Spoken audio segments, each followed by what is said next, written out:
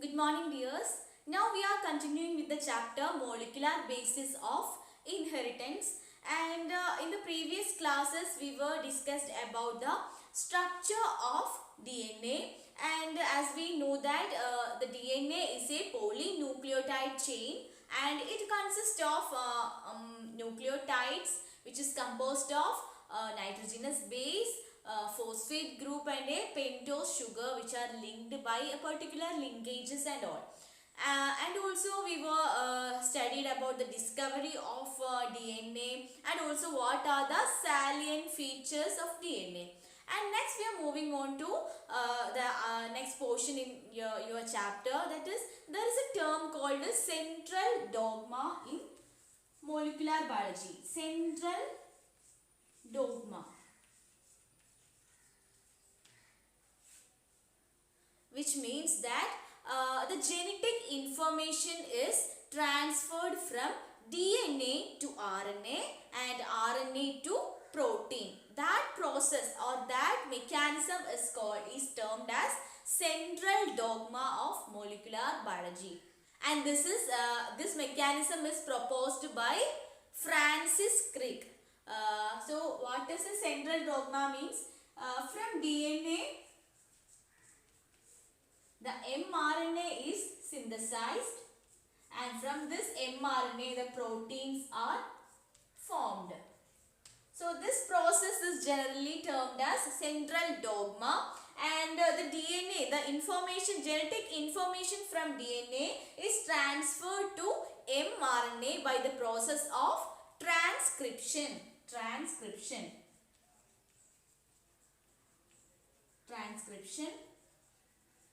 And from this mRNA, the genetic information is transferred to proteins by a process called translation.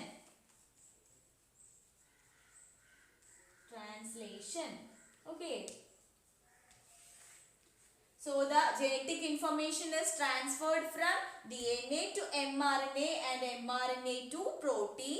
So this kind of transfer of genetic information is called as central dogma by Francis Crick. Okay, and there is an exceptional case in viruses.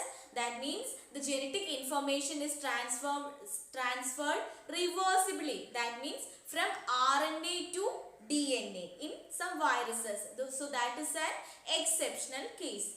And next we are moving on to packaging of DNA helix. Packaging of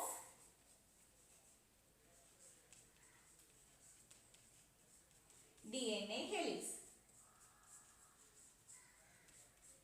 As we know that the structure of DNA is a double helical structure. And for that I will draw a rough figure for you.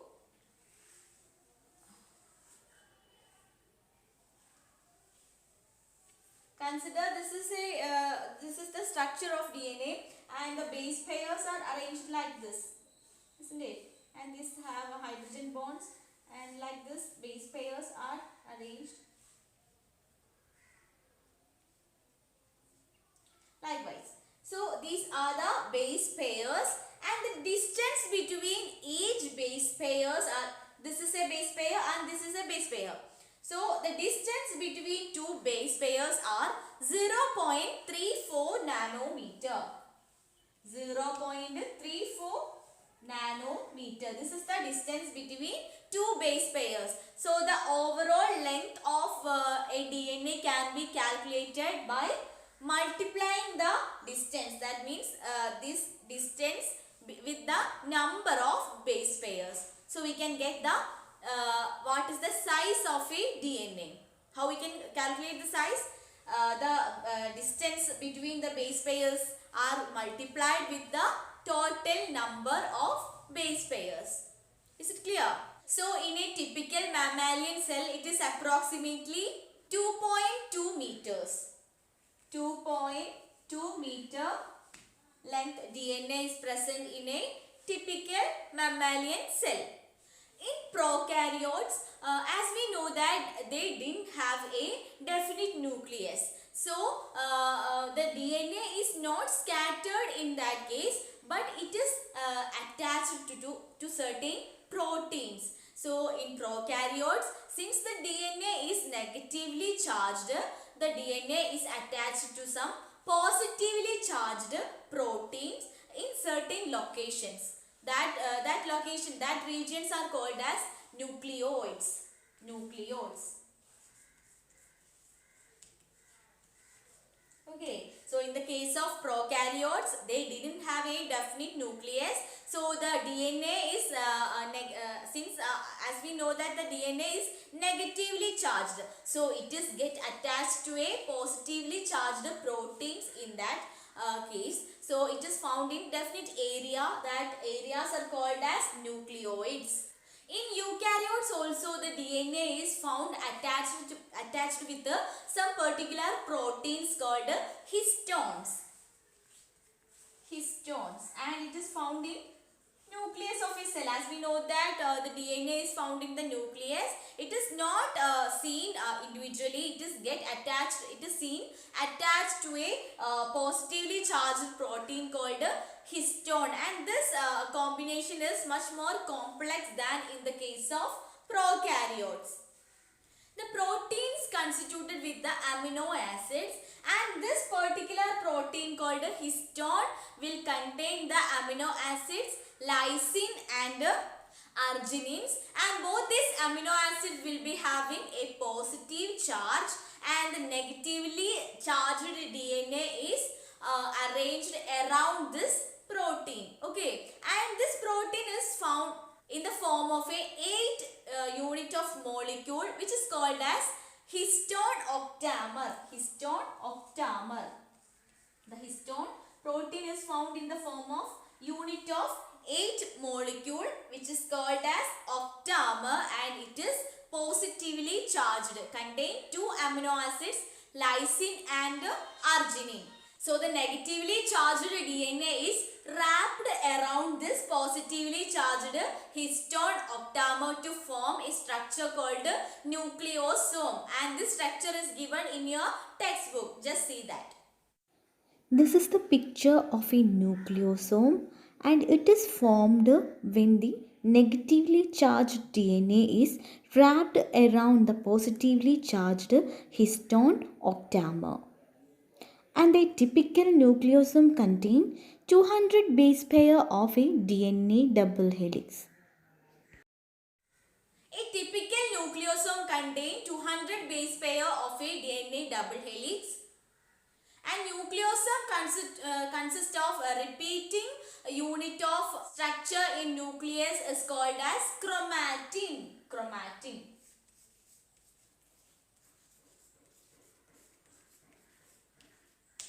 So the repeated unit of the structure of a DNA is called as chromatin, which is a thread-like stained structure seen inside the nucleus. Chromatin is a thread-like stained structure found inside the nucleus. The nucleosomes in this chromatin can be seen as a Beads on string-like structures. when we observe through an electron microscope. So just observe the picture. These are some electron microscopic images of beads on string structures of nucleosomes in chromatin. The beads on string structure in chromatin is then packaged to form chromatin fibers, and that will further coiled and condensed during the metaphase of cell division, which will form a chromosome.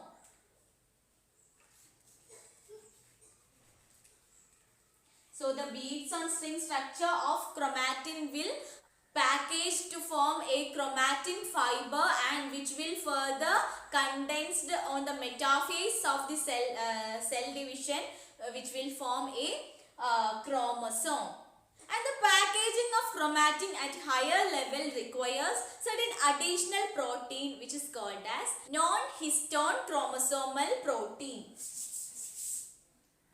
Non-histone chromosomal protein.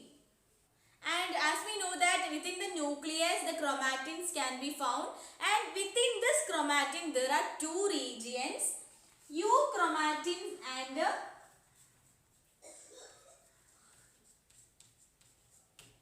heterochromatin.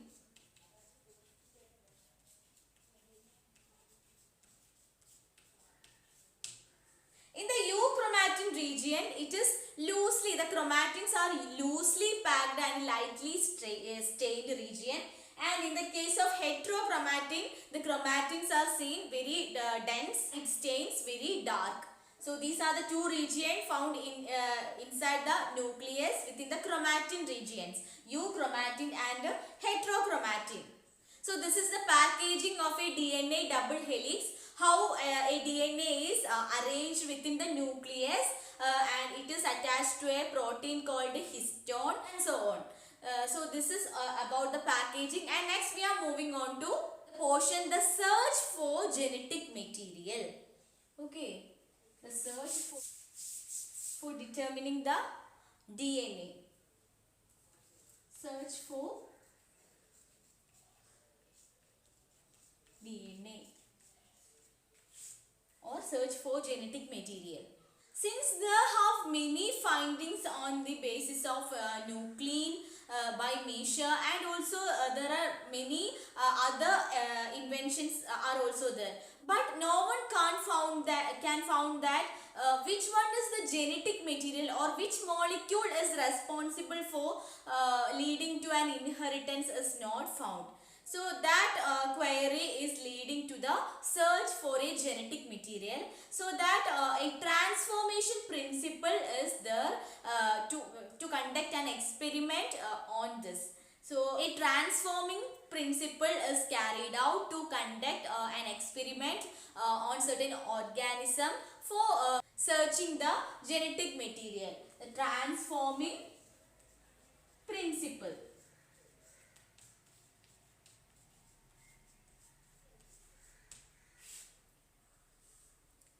So it was conducted during 1928 by the scientist Frederick Griffith on a particular organism or bacteria called Streptococcus pneumoniae, which will cause pneumonia. Streptococcus pneumoniae, which is responsible for causing the disease pneumonia. It is a bacteria. So during this experiment, this living organism, this bacteria has changed its physical state. So that is a miraculous observation during this experiment. That is leading to the findings. When this Streptococcus pneumoniae grown in certain media, culture media, two colonies of this same bacteria are produced. One colony will have smooth, shiny colonies,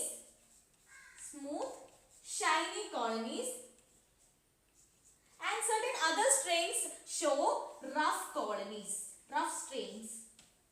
Okay, smooth, shiny strains are also there and rough strains are also there. This is because the smooth, shiny colonies will have a mucus layer over it, and the rough strained bacteria will not have this mucus layer, and it is transferred to, both the strains are transferred to a mice.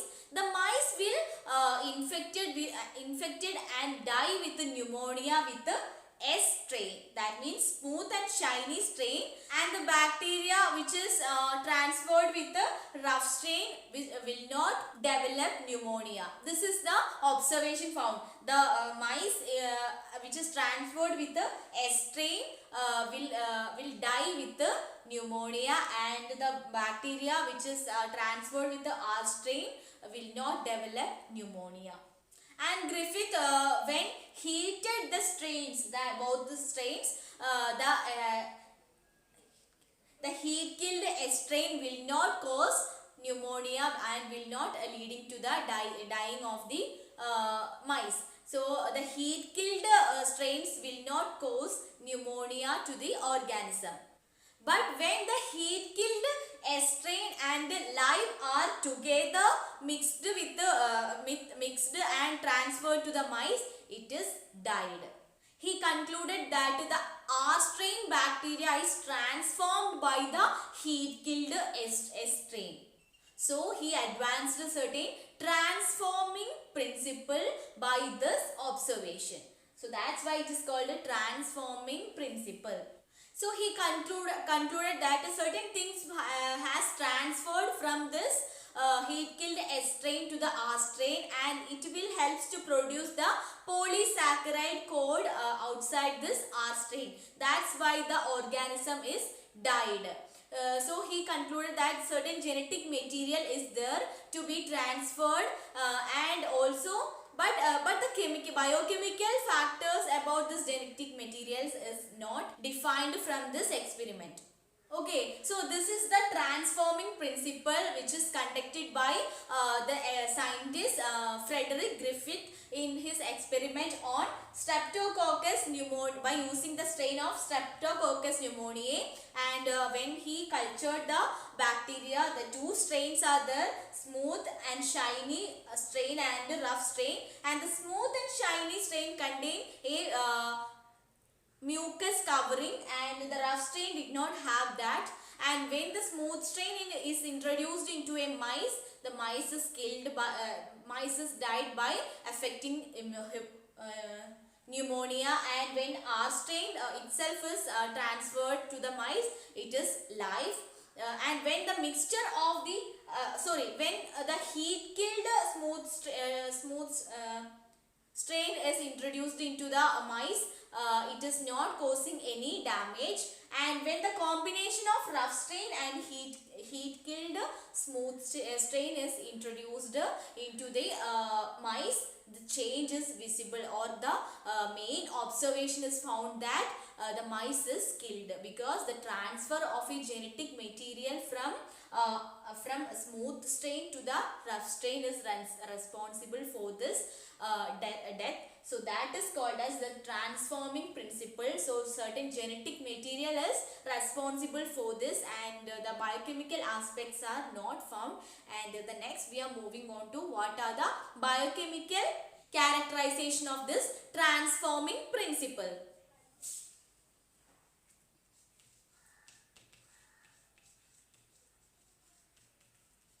Biochemical aspect of this transforming principle.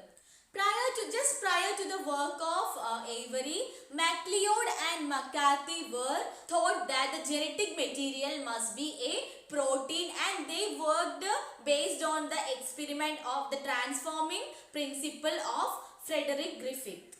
They purified the biochemicals like DNA, RNA and proteins from the heat-killed S strains of this bacteria to find out that which one is responsible for transferring this R cell to S cell. So they discovered that the DNA is responsible for transfer from S bacteria to R bacteria. And they also discovered that the protein digesting enzyme and the DNA digesting enzymes are not responsible for this transformation. So that the transforming substance was neither a protein nor a RNA. So they can found that DNA did inhibit the transformation. So they concluded that DNA is transferred, that is the genetic material DNA is transferred. But by this invention, not all scientists are not convinced. So various other experiments and findings are there to assure that DNA is the genetic material that we are going to discuss. Okay.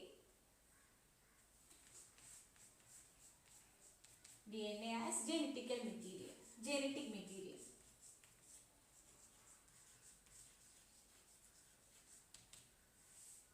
Hershey and Chase in 1952. Hershey and Chase in 1952 found that DNA is the genetic material by their experiment on bacteriophage. Bacteriophages are the viruses that infect bacteria. When the bacteriophage attaches to another bacteria, It will transfer the genetic material of virus into the bacterial cell, and within the bacterial cell the viral DNA can multiply and it can control the mechanism of the bacteria. So Hershey and Chase worked to discover that whether DNA or protein is entered from the bacteriophage to the DNA.